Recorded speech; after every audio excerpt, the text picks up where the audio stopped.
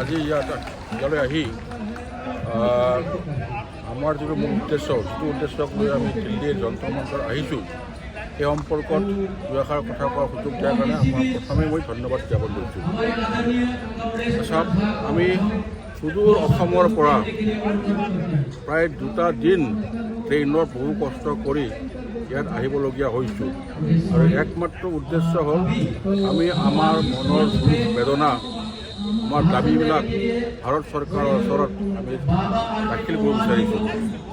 আৰু যন্ত্ৰ মন্ত্ৰ অহাৰ মূল উদ্দেশ্যই হ'ল ইয়াত এখন হৈছে আমাৰ ভাৰতবৰ্ষৰ ৰাজধানী দিল্লী আৰু এই ৰাজধানীত আমি আমাৰ মূল বক্তব্যখিনি ৰাইজক সন্মুখত জ্ঞাত কৰিবৰ কাৰণে আমি আহিছোঁ ইয়ালৈ। প্ৰথম কথা হ'ল, চাওক, আমি বড়োসকলে আজি নতুন কথা নহয়, যোৱা 1907 পৰাই পৃথক বড়ো ৰাজ্যৰ কাৰণে আন্দোলন কৰি আহিছোঁ।